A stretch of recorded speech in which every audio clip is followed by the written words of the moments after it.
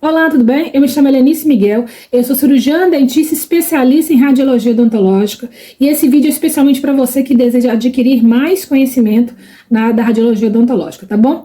Alguns dias atrás eu postei essa imagem aqui, uma lesão na região de mandíbula, e eu coloquei algumas opções aí nos comentários para que você pudesse dar a sua opinião e assim você pudesse colocar todo o seu conhecimento em prática, para que você chegue num diagnóstico mais preciso, tá bom? E hoje nós vamos falar um pouquinho dessa lesão, de alguns passos que você deve exercer aí no seu dia a dia, para que você consiga dar um correto diagnóstico para as lesões que aparecem no seu dia a dia, aparecem nas radiografias, aparecem nas tomografias, tá bom? E hoje você vai aprender um pouquinho mais de como chegar num diagnóstico mais assertivo, como eliminar hipóteses que não podem, condizer com que a imagem te traz ali, como fazer uma correta leitura da imagem, o que você deve observar, o que você não deve observar, para que assim você chegue no correto diagnóstico, tá bom? Fique até o final do vídeo que você vai conseguir aprender um pouquinho mais sobre radiologia odontológica, tá bom?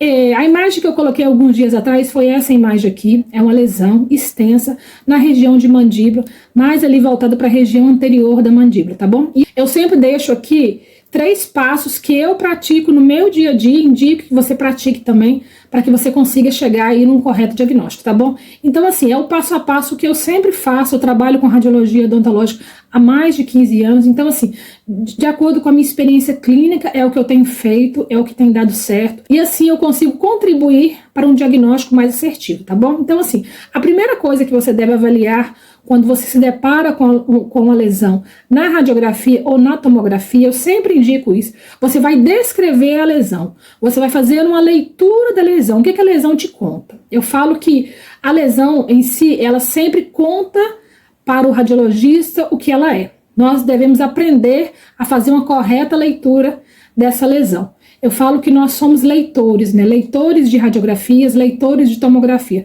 Nós devemos ler todo o contexto antes de a gente dar um diagnóstico. Por quê? Às vezes um detalhe pequeno que passa ali e você não percebe pode mudar o rumo do seu diagnóstico. Então, assim, avalie todo o contexto primeiro, planeje o seu diagnóstico e só depois você dê aí uma possibilidade de diagnóstico. Lembrando que o que bate o martelo, eu sempre falo isso, o que te dá 99% de certeza do diagnóstico daquela lesão é o histopatológico. Você vai casar o clínico, o radiográfico, o tomográfico com o exame histopatológico. Aí sim você vai ter certeza de qual lesão se trata ali aquela imagem, tá bom? Mas lembre-se, quanto mais assertivo você for na descrição da lesão, na hipótese de diagnóstico, você vai conseguir encaminhar o seu paciente aí para um colega correto, tá bom? Que vai conseguir ajudar o seu paciente. Lembre-se que, por exemplo, um cisto periapical é uma lesão mais simples, mais fácil resolução. Às vezes, com o tratamento endodôntico, você já resolve aquele problema do paciente. Mas lesões mais complicadas, elas vão precisar aí de um trabalhar maior. Então, você deve indicar para um outro tipo de colega, um bucomaxilo, um cirurgião de cabeça-pescoço. Então, ou seja, de acordo com a lesão, de acordo com a leitura que você faz, você vai encaminhar o seu paciente aí para que ele consiga aí resolver o problema dele, para que você consiga ajudar o seu paciente. Eu sempre falo isso. Nós devemos ter um olhar humano para o paciente. O paciente não é só mais um que senta na nossa cadeira, ele é um ser humano, ele é uma pessoa que tem família, é uma pessoa que tem sonhos, que tem projetos. Então, assim, você deve ter sempre um olhar humano para o seu paciente, mas claro, dentro do seu limite profissional, mas sempre tentando ajudar o paciente da melhor forma possível. Eu sempre indico 3 passos. O primeiro passo é descrever a lesão. Você vai me contar o que você está vendo na lesão. Se é uma lesão radiolúcida, se é uma lesão radiopaca, se é uma lesão mista, que tem a mistura do radiolúcido, do radiopaco, se é uma lesão que tem um halo radiolúcido, se é uma lesão ali que tem pontos radiopacos, você vai descrever a lesão para mim. Você vai me contar se houve expansão de cortical óssea, se houve expansão da cortical lingual, da vestibular, da palatina. Então você vai me contar todos os aspectos relacionados na descrição da lesão. O primeiro passo é esse. Você vai fazer uma leitura macro, tá bom? Da lesão. Se ela é unilocular, se ela é multilocular, se ela causa ali rompimento de cortical óssea, é muito importante. De acordo com a descrição da lesão, você vai encaixar a descrição da lesão com certo comportamento de possíveis lesões, tá bom? Tem lesões que rompem cortical óssea, tem lesões que não, elas só inflam ali a região do osso, né? Causam aumento de volume, mas não causam rompimento de cortical óssea. Tem lesões que são unilocular, ou seja, ela tem somente uma loja ali dentro do osso. Tem lesões que são multilocular, o comportamento delas são multilocular. Nós falamos que são as chamadas bolhas de sabão, né? São várias lojas ali ósseas, né? Então você deve descrever o comportamento dessa lesão para que assim você caminhe aí para um correto diagnóstico, tá? Então, assim, o primeiro passo é descrever a lesão, descrever tudo ali que referente àquela lesão, tá bom? O segundo passo, você vai me contar como é que ela se comporta no meio. O que é isso, Helenice? Você vai me contar o que ela causa ali nas estruturas adjacentes. Por exemplo, se ela causa reabsorção radicular, se ela causa ali deslocamento dentário. Então, assim, tem lesão que dá reabsorção radicular, tem lesão que não. Ela simplesmente empurra o dente para o lado para que ela possa crescer. Então, assim, é muito importante você me contar o que ela causa nas estruturas adjacentes, tá bom? Isso vai te ajudar a caminhar ali para um correto diagnóstico, tá bom? A segunda indicação que eu faço é essa, tá bom? A terceira, você vai me contar o local da lesão. É muito importante você associar sempre a lesão a um dente, se possível. Claro, tem lesões que você não consegue associar diretamente a um dente. Por exemplo, lesão na região de seio maxilar. Mas você vai me contar se é o seio maxilar direito ou esquerdo. Lesão associada a ramo mandibular. Você pode colocar a região distal do dente 38, região distal do dente 48, mas você vai frisar que a lesão está localizada no ramo mandibular. Caso contrário, é importante que você coloque o dente mais próximo daquela lesão para facilitar aí a localização da lesão. Tem lesões que são pequenininhas e às vezes o clínico no dia a dia ele não consegue perceber.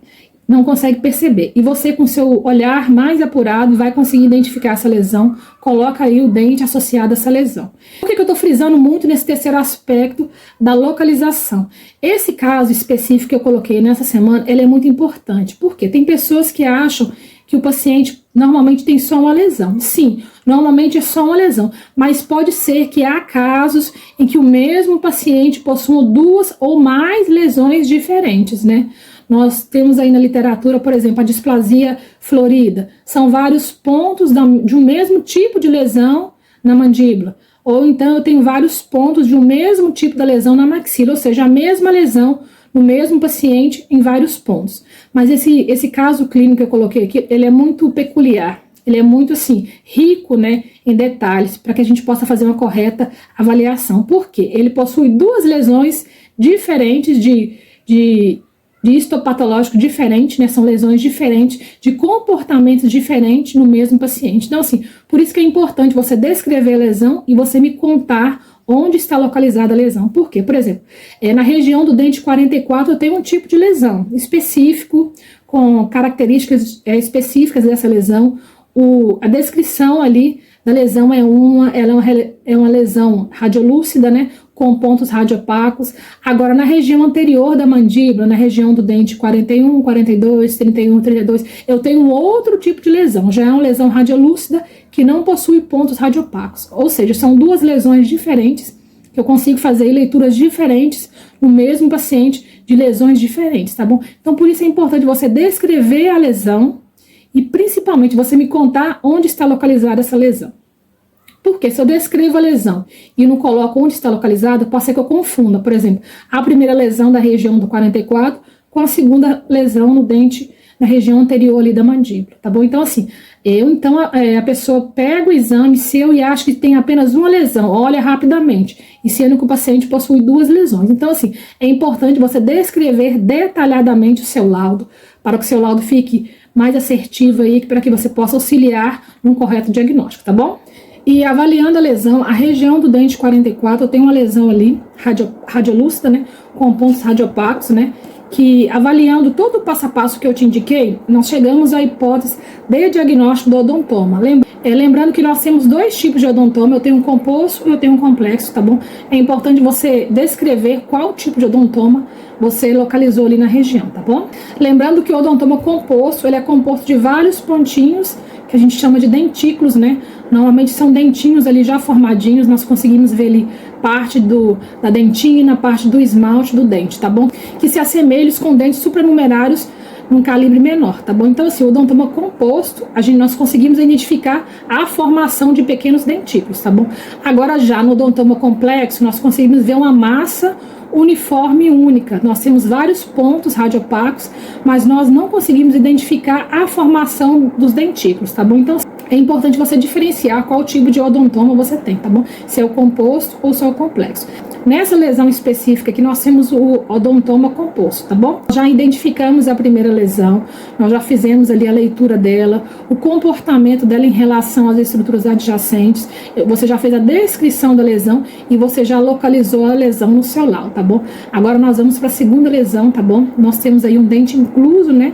Fazendo a contagem dos dentes, é importante você, primeiro, antes de descrever qualquer lesão, você faz o seu laudo radiográfico normalmente. O que é isso, Helenice? Você vai avaliar dente, coroa, raiz, você faz todo o trajeto que você faz.